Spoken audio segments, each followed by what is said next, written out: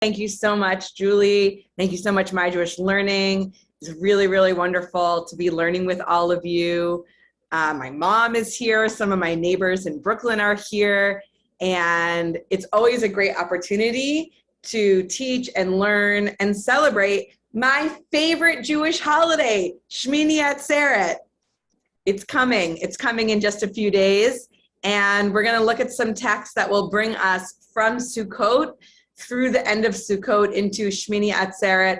First day Shemini Atzeret in the diaspora, which is on Tuesday, and then coming up on Wednesday, second day Shemini Atzeret, which most of us call Simchat Torah.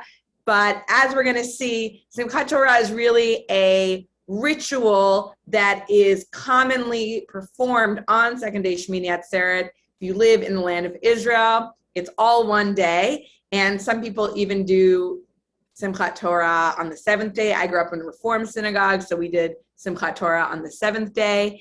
And we're going to see how all of these things are connected, not just to the Torah and the liturgy, but also our ancient ancestors and what they were praying for at this time of year, which, spoiler alert, we're going to be talking a lot about water and rain. Lovely to see all these people here. We have someone says, I love Simchat Torah. I'm so glad to know that you love Simchat Torah. And I hope that by the end of this, you will also love Shemini Atzeret. One other piece that I'll remind you at the end, there's another rain-related ritual that we're not going to be talking about today, but that's because I'm teaching about it this Sunday. But you can all go, and it's on Zoom, and it's at a really amazing event with an organization called Mayim Chaim. It's co-sponsored with Hadar, Mitsui Collective, and it's going to be a virtual Simchat Beit HaShoeva water drawing ceremony. That's going to be this Sunday. I put the link in the chat. It's all on Zoom. You can all be there. Again, it's not the topic for today, but if you are interested in more from me or more about water, please come. It's on Sunday, and it's going to be really fantastic. All right, here we go. All right, I want to hear from people in the chat. How many folks, because I know we're in different parts of the world, how many folks had some rain in your sukkah? So you can either just write yes in the chat, or you can do the little raise hand function. I want to hear how many folks had some rain when you were physically in a sukkah. Okay, someone said so much rain. Okay, cool, cool, cool. Okay, some people know. I bet some of those no's are maybe the California, Florida people. Rain is really significant. It can affect our moods.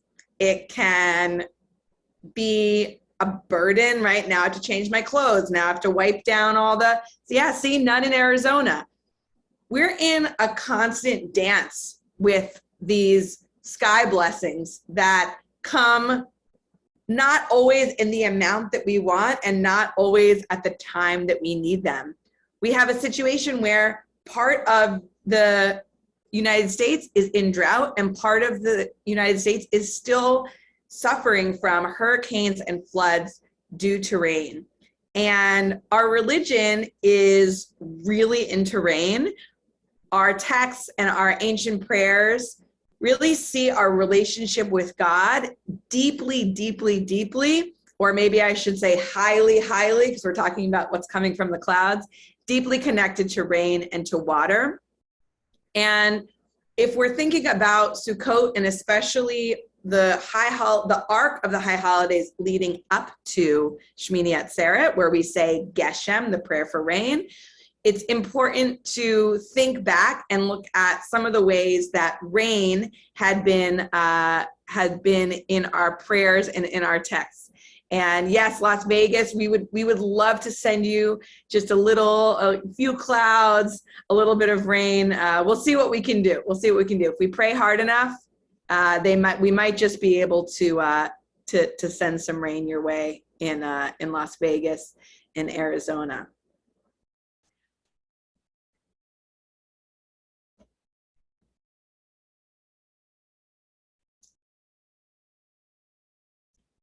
Genesis 2:5. So this is from the very, very beginning of the Torah. This is a passage that we will be reading in just a couple of weeks. This is from a creation story, the story of Adam and Eve. When no shrub of the field was yet unearthed and no grasses of the field had yet sprouted, because God had not sent rain upon the earth and there was no human to till the soil.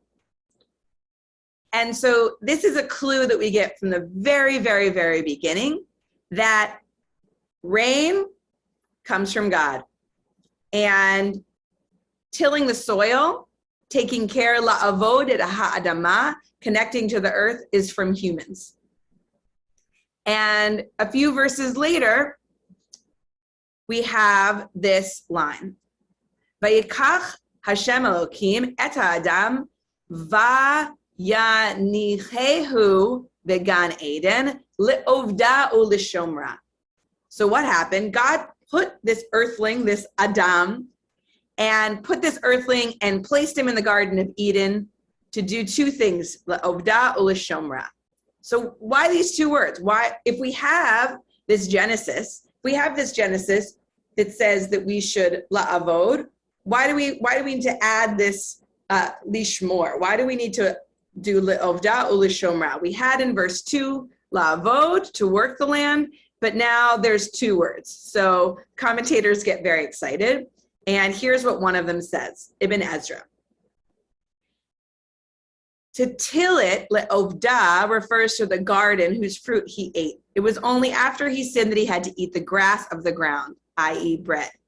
And this is perhaps the distinction between annuals, things you have to plant every year and usually have to put a lot of time and energy into cultivating, and perennials, something like a tree or a bush or a shrub that you plant it once and it grows back every year on its own. Here he says to till it means to water it, to keep it. So le'ovda refers to watering, and leshomra refers to guard the garden so that no animals enter therein and befoul it. Some say le'ovda means to serve God's commandment.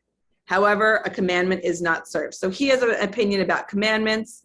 We're not going to go too much further on this particular on this particular passage, but to take a moment and to think about that rain and our relationship to God are intertwined, even as far back as Adam in the Garden of Eden.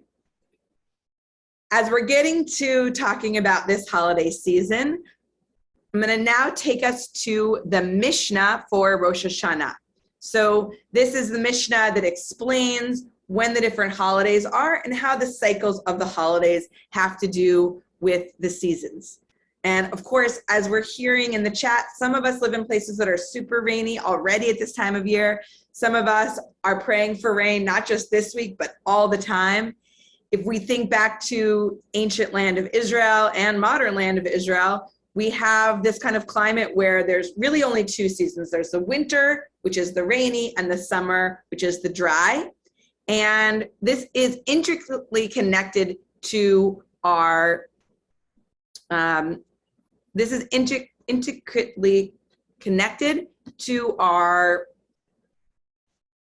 holidays. And so let's read together Mishnah Rosh Hashanah. 4 times in the year, the world is judged. First, we have Shavuot first we have Passover concerning grain, Shavuot concerning fruits that grow on a tree, Rosh Hashanah, which we just had, all creatures pass before God like sheep, as it is stated. He who fashions their hearts alike, who considers all deeds. Some of us might recall a piyut, a liturgical poem we sang, Ki anu amecha ve'ata malkenu, etc., etc. Anu tzonecha ve'ata ro'neinu. So we said, we are your people, you are our God. And then a little later on, we said, we are your sheep and you are our shepherd. So our connection there to sheep. And then here we get to where we are now. And on the festival of Sukkot, they're judged concerning water. And I love uvechag nidonin al hamayim. So that the judgment, it's not even just about rain, it's also about water. Water, we usually focus on coming from the sky. Depending on where you live, you might access water from a well, from an aquifer, from a river. And all of those waters, in Hebrew, there actually is no singular word for water. All of those waters are interconnected for our relationship with God. In the Gemara of Ta'anit, we are reminded, and it is spelled out very clearly, that the 4 species that we've been waving, I'll wave one in just a minute. If you have one to wave on the screen, we'll do a little group wave. Each of these 4 species have to do with water. I'm always curious when I think about these rabbis, because this is the Babylonian Talmud, we're imagining these 4 species.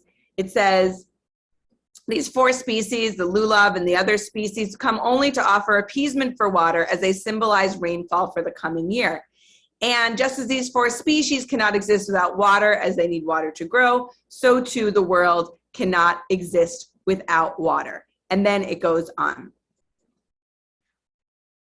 I'm sometimes curious about this because, we could probably hold up any 4 plants because we know no plants can exist without water. We can think of our own bodies. Our own bodies can't exist without water. And we chose these 4 species.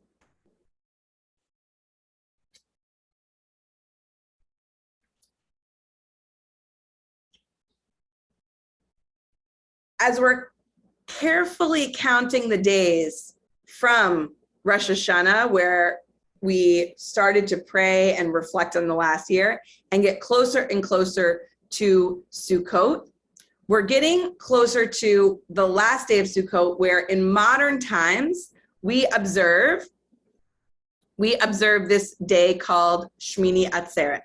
And that is the moment where we say the prayer called the Geshem, Tfilat Geshem. And it's a kind of funny thing, this idea that we're going to pray that it will rain in the time that it's supposed to rain. It's not like we, in the middle of the summer, we're like, could really use a nice rainfall now. Wouldn't that be lovely? We wait until the last moment where it's almost time for the rainy season, and we say that we want a rain. We want the rain. And something I think that's amazing is that in Hebrew, we actually have a word for the first rain. And I'm going down where it says here, the sages taught. The sages taught. The first rain, Yoreh, that's the Hebrew word for the first rain, is called by this name due to the fact that it instructs Moreh people to plaster their roofs and bring in their produce from the fields and to tend to all of their needs. Alternatively, Yoreh is referring to the fact that it moistens Marveh, the earth, and waters it to the depths, fills up our aquifers so we have access the rest of the year. As it is stated, watering Ravaveh, its ridges abundantly settling down its furrows, you make it with soft showers, you bless its growth.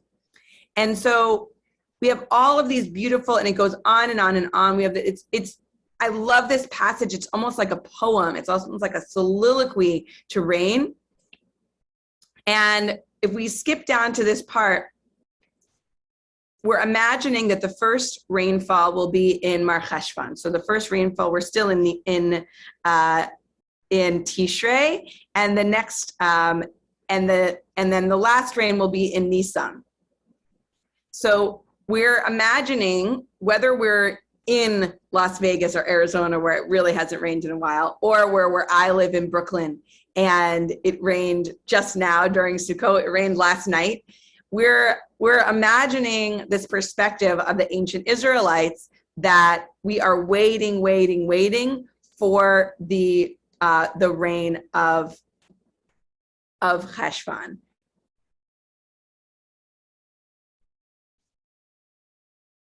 So now I want us to take a moment, and I want you to think back to those Rosh Hashanah and Yom Kippur prayers. Maybe you said them in the synagogue. Maybe you said them in your heart. Maybe you made prayers when you were making challah, or you simply celebrated the new year by having a lovely meal with friends, or like many people I know, had a lovely meal on their own because it's still COVID times and we can't always connect with each other. Maybe you had a Zoom meal with families who are far away. We came together, we reflected on the year, we repented, and we made commitments, our Jewish New Year resolutions for the next year. And I betcha some of those New Year's resolutions might have to do with traveling. Anyone, put it in the chat if you are imagining either planning a real trip, like you already bought tickets, or just a fantasy trip, like, oh, when this is over, I'm getting out of this town and I'm going on a vacation. So I wanna put in the chat either real or imagined vacations for the year 5782. Let's hear it. Where are you going? I'm going to Arizona for sure. All right, someone's coming to New York City, great. Israel, beautiful. Skiing, Scotland. All right, there's 82 people on this Zoom. I want to hear more. Where are you going? All around the world. Again, this is either a real vacation or a fantasy. You're imagining. Some of us, the location doesn't matter. We just want to be with our loved ones. Beautiful. Hawaii. Some of us already went on vacation. Great. East Coast, New England. Beautiful.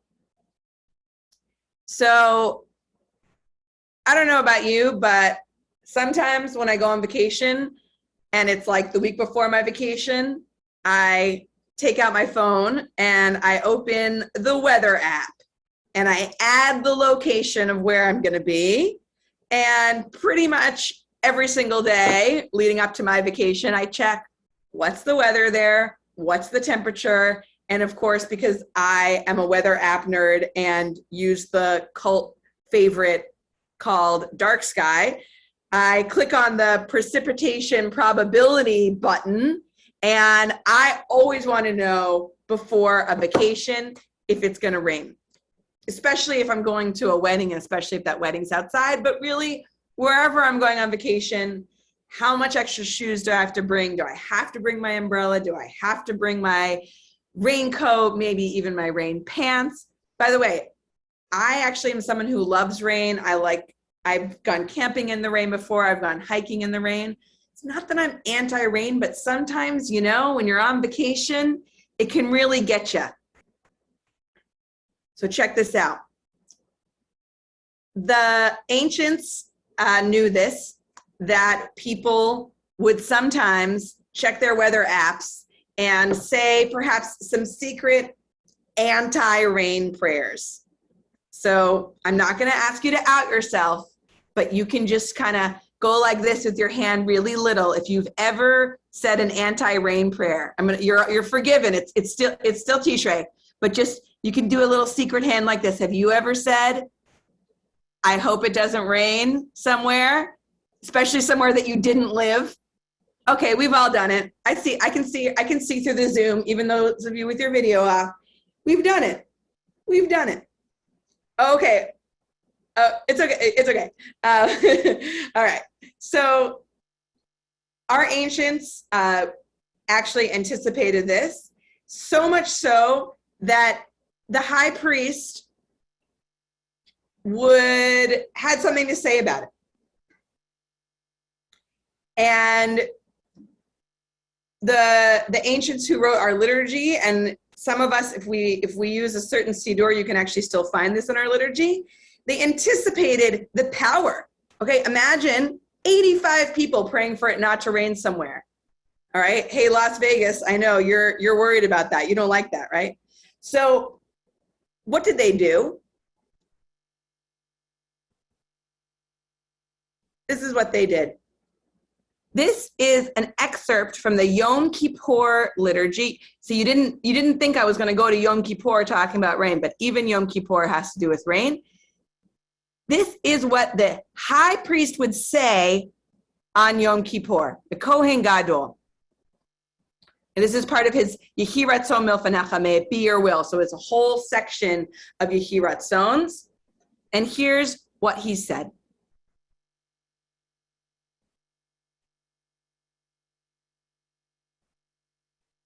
Al yichanes lifanecha tefilat ovrei drachim la'inyan hageshem bisha'a ha'olam tzarich lo. I'll read it in English, and then I'm going to read it in Hebrew again, because I really want you to hear it. He says, when the world is in need of rain, do not permit the prayers of travelers with regard to rain to gain entrance before you. Ve'al yikanes lefanecha tfilat ovrei drachim le'inyan hageshem bisha'a ha'olam tzarich lo. He says, we know some travelers are going to anti the rain. They're going to pray against the rain. There's nothing we can do about it. So he preemptively annuls all of your vacation, please don't rain plans on Yom Kippur, standing at the Holy of Holies. And he knows it's so important. It's going to happen. People are going to secretly pray for it not to rain. And he knows that prayers are powerful, and he wants us all to not do that, because if there needs rain, if the world needs rain, ha'olam tzarich lo, if there's a place that needs rain, let it fall. We need rain for our food. We need rain for our livelihood. Even though we only say the Geshem prayer is the long piyut once a year, we're going to be looking at that a little bit later. We're covered. We're covered by this passage from the priest. So now what I want us to do is I want us to look at another concept about survival. When we think about the link between the high holidays all the way out to Shemini Atzeret, we're really talking about our survival. We talked about being written in the book of life. We talked about imagining this new year where it's going to be different. And for me, when I think of 5782, please, please, please let this be a different year. This year, 5782, is considered a year of Shemitah, not Shemitah. Say that a few times fast. Shnat Shemitah. It's the 7th year in a 7-year cycle. And the idea here, and if you've been following the My Jewish Learning email list, you've probably seen some great essays about what it means to have this sabbatical year. But our ancients were very afraid of this concept. The idea that you would farm for 6 years and then you weren't allowed to farm in the 7th year, that was very, very, very scary for them. And there's a number of places in the Torah where folks are reassured that they will survive this Shemitah year. There's examples of extra produce will grow in the 6th year, so they'll have a bumper crop, not only for the 7th year, but they'll have for the 8th year. And of these, my favorite is this description of this concept called Hakhel. And this comes from, if you know the word kehillah, it's a similar word. Hakhel was something that was imagined that at the end of the Shemitah year, so again, technically we wouldn't do it this week, but we do it a week from this week. And according to the Mishnah, it's the beginning of Sukkot, that all of the people of Israel would come together on their pilgrimage festival, and they would read the whole Torah. And this was a direct link between this idea that they would have survived the Shemitah year, and Sukkot was the ingathering that was at the end of the harvest season. let's look at this passage in Deuteronomy that explains Hakhel.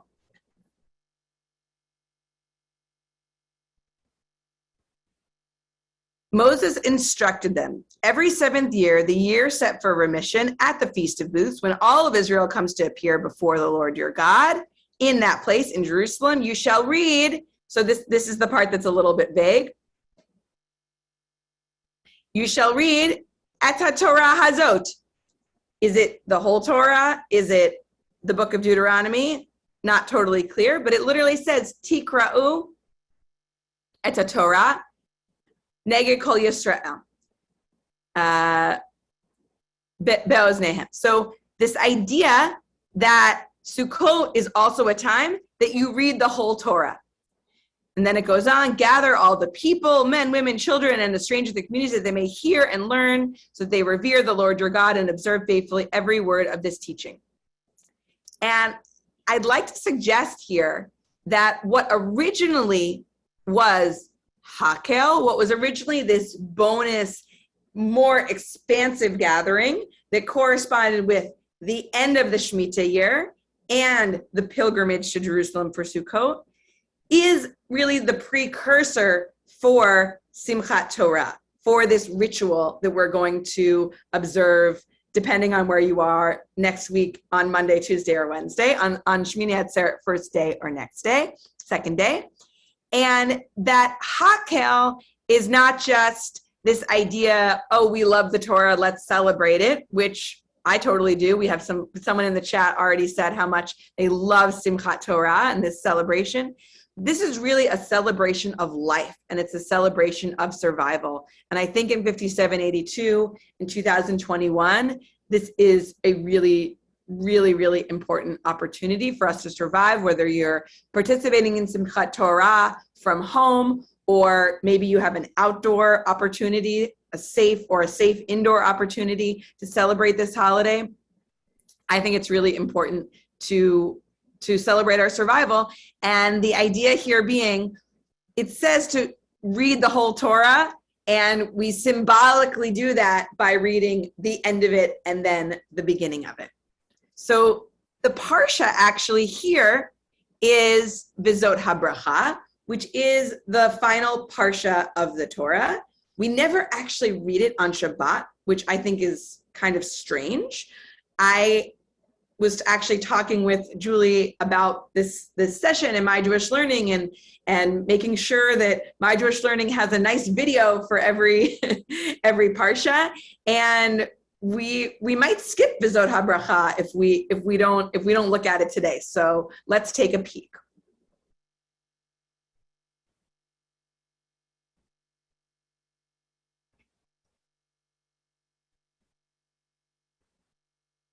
Vezot Haberakhah. So this parsha is, and it's so funny, I rarely study it on its own.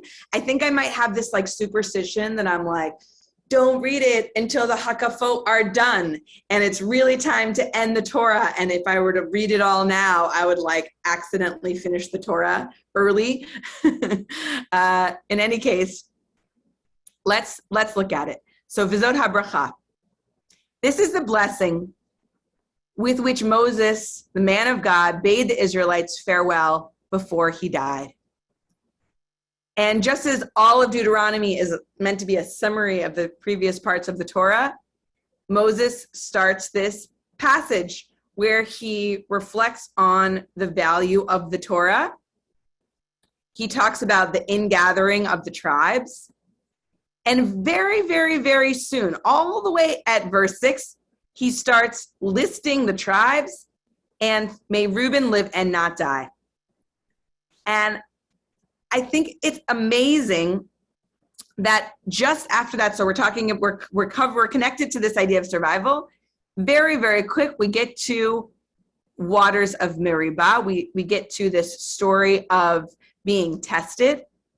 And I love this idea that the opening, just the first few lines of this parsha that we read on Simchat Torah, that this connects us not only to surviving the year, but there's something special about Moses saying, I'm about to die. I'm going to give you a blessing, and I'm going to make sure to talk about water and survival.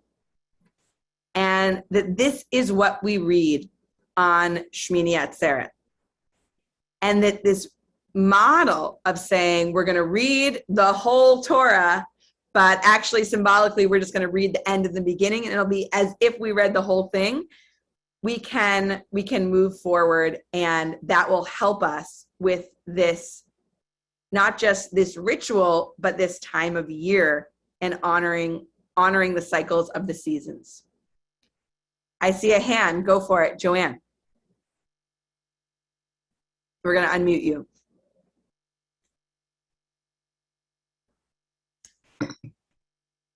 No, I was just combing my cat. Oh, great. Well, your cat is welcome.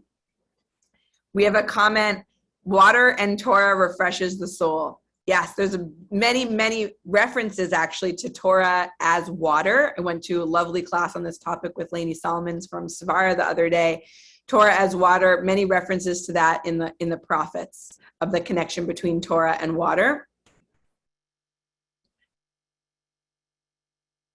Let's take a peek at the prayer for rain. So this version is from an Ashkenazi Siddur for the Musaf section of Shemini Atzeret. We had a quick question. What does Moses say about water? So I was referring to the beginning of Vezot Haberakhah. It's now shared on your screen. And that is where, when Moses is recalling the story about the waters of Merivah. So we have a question from Nina. What do we make out of control water? Could you specify what you mean by that question? We can also unmute you.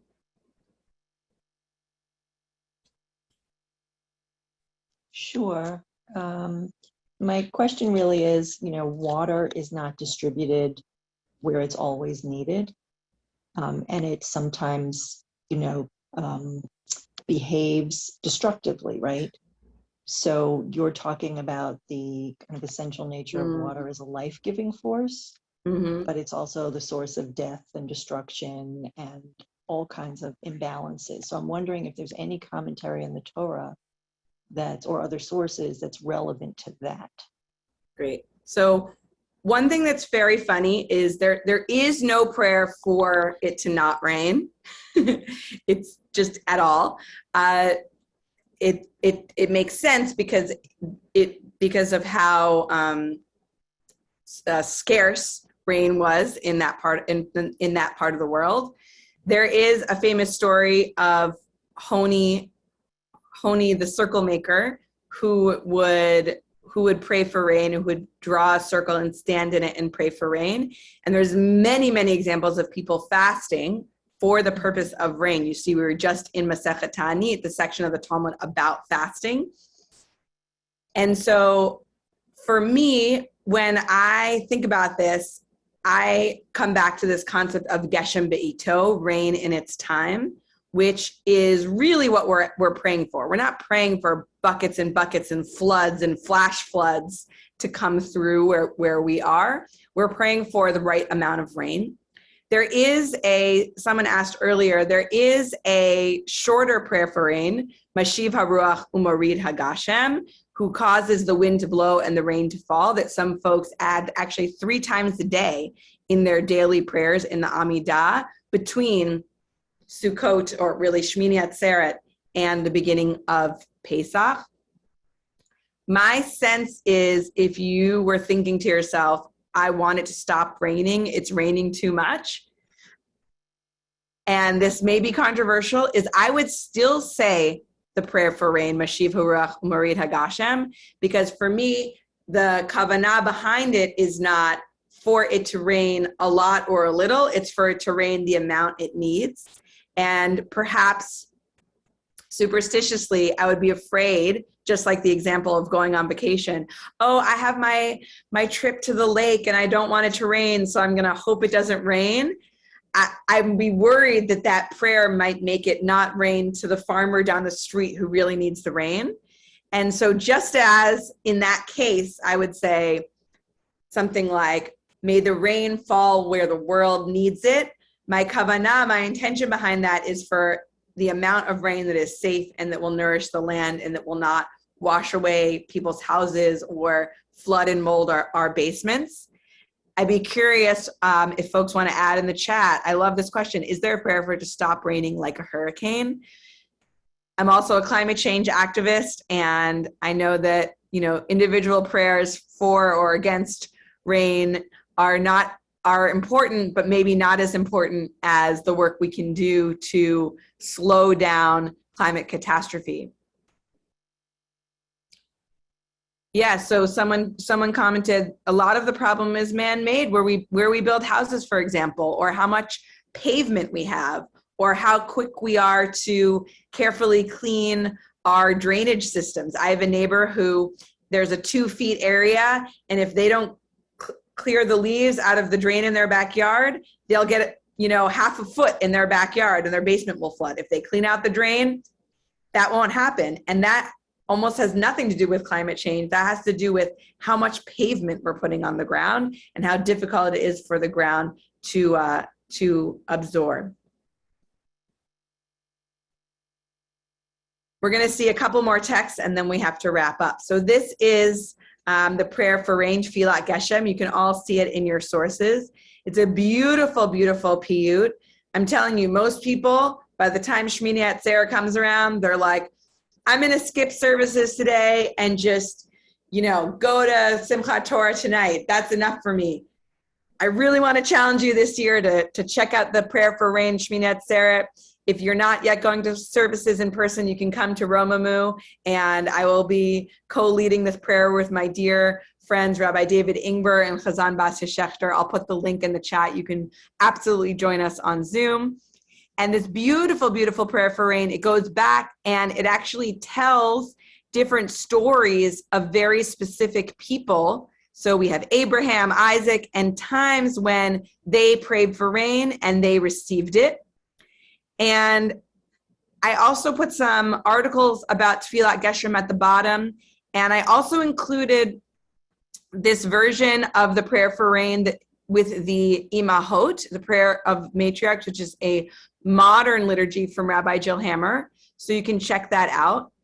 And what I really want to encourage folks to do is, whether you come to Romamu with me on Tuesday morning or you say Tfilat Geshem in your home, is to pray for rain, and then behind that prayer, in that the kavanah, that the intention is for the balance of the rain, whether you're shaking your lulav, whether you're singing, or whether you're telling the stories of our ancestors and how they received rain when they most needed it, so we can receive rain here. I'm gonna go get my lulav. Anyone else who has a lulav and wants to shake it with me, it would be kind of fun to have a Zoom lulav shaking. I'll be right back.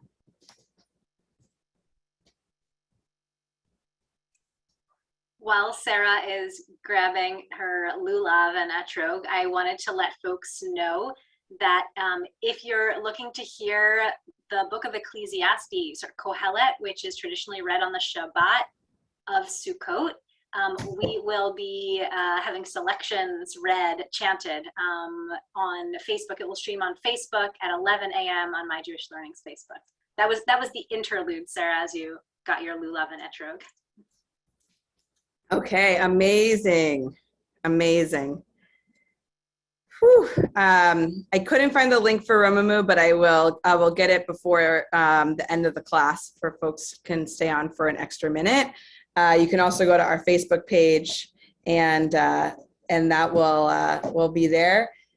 We have all of these species that can't survive without rain, and so too our bodies cannot survive without rain. Here we go.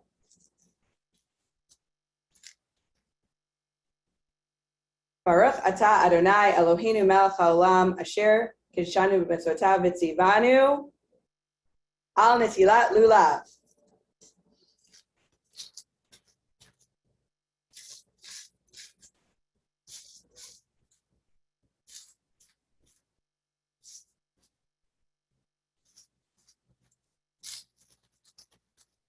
Sounds a lot like rain, doesn't it?